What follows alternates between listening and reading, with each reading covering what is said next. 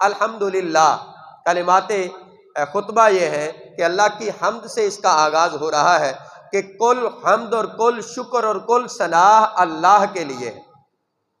پھر دوبارہ سے درمیان میں الفاظ ہیں، کچھ خطبوں میں موجود ہے، کچھ میں نہیں ہے، لیکن کلمات موجود ہے۔ نحمدہ، ہم اسی کی حمد کرتے ہیں، ونستعینہ، اور اسی ذات سے ہم مدد کے طلبگار ہیں، ونستغفرہ، اور اسی ذات سے اپنے گناہوں اور اپنے خطاؤں کی معافی کے طلبگار ہیں، ونؤمن بہ، اور ہم اسی ذات پر کامل یقین لائے، ہم اسی ذات پر کامل یقین لاتے ہیں، وَنُؤْمِنُ بِهِ وَنَتَوَكَّلُ عَلَيْهِ، اور ہم نے اسی ذات پر کامل بھروسہ رکھتے ہیں، ہم اسی ذات پر کامل بھروسہ رکھتے ہیں، وَنَتَوَكَّلُ عَلَيْهِ وَنَعُوذُ بِاللَّهِ مِن شُرُورِ أَنفُسِنَا، اور ہم اللہ کی پناہ میں آتے ہیں اپنے نفسوں کے شر سے۔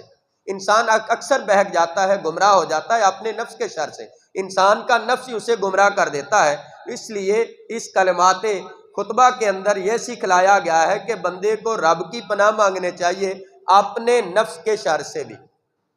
وَنَعُوذُ بِاللَّهِ مِن شُرُورِ أَنفُسِنَا وَمِن سَيِّئَاتِ أَعْمَالِنَا، اور ہم اپنے اعمال کی برائی سے بھی اللہ کی پناہ میں آتے ہیں۔ انسان کے اپنے اعمال کی برائی بھی آدمی کو برباد کر دیتی ہے، تباہ کر دیتی ہے۔ وَمِن سَيِّئَاتِ أَعْمَالِنَا مَن يَهْدِهِ اللَّهُ فَلَا مُضِلَّ لَهُ، جس شخص کو اللہ ہدایت عطا کرے اس کو کائنات کی کوئی طاقت گمراہ نہیں کر سکتی۔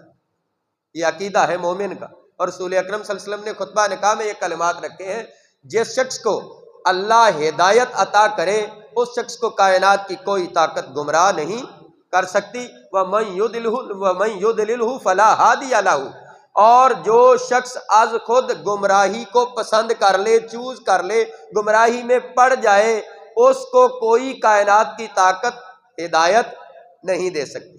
یعنی جو شخص گمراہی کو پسند کر لیتا ہے پھر اللہ اس کو گمراہی میں چھوڑ دیتا ہے، یعنی جس شخص کو اللہ گمراہی میں چھوڑ دے، اس کا بعض لوگ ترجمہ کرتے ہیں کہ اللہ جس کو گمراہ کر دے۔ دیکھیے اللہ کس کو گمراہ نہیں کرتا، گمراہ کرنے کا ارادہ اور پسندیدگی چوزنگ اسی کی ہوتی ہے، البتہ اللہ اس کو گمراہی میں صرف چھوڑ دیتا ہے۔ تو جس کو اللہ گمراہی میں چھوڑ دے اس کو کوئی کائنات کی طاقت ہدایت عطا کر سکتی نہیں۔ آخر میں کلمات یہ ہے کہ جس سے شہادتین ہوتی ہے ہر مومن کی، کہ وَنَشْهَدُ أَن لَّا إِلَٰهَ إِلَّا اللَّهُ وَحْدَهُ لَا شَرِيكَ لَهُ، ہم گواہی دیتے ہیں کہ اللہ کے سوا کوئی بھی عبادت کے لائق نہیں ہے اور وہ یکتا ہے، وہ وحدہ لا شریک لہ، وہ اکیلا ہے، اس کا کوئی شریک نہیں، نہ اس کی ذات میں کوئی شریک ہے، نہ اس کے ناموں میں کوئی شریک ہے، نہ اس کے حکموں میں کوئی شریک ہے،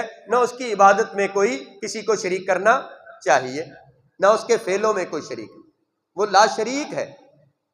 اور دوسری گواہی کیا ہے؟ وَنَشْهَدُ أَنَّ مُحَمَّدًا عَبْدُهُ وَرَسُولُهُ، اس بات کی گواہی ہے کہ ہم گواہی دیتے ہیں کہ بلا شبہ حضرت سیدنا محمد صلی اللہ علیہ وآلہ وسلم اللہ رب العالمین کے بندہ مقدس اور اس کے بھیجے ہوئے رسول ہیں۔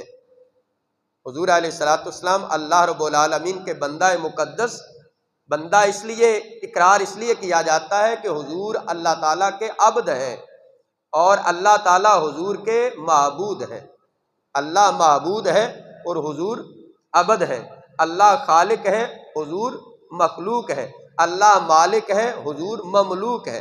اس لیے اس بات کا اقرار کیا جاتا ہے کہ وَنَشْهَدُ أَنَّ مُحَمَّدًا عَبْدُهُ وَرَسُولُهُ۔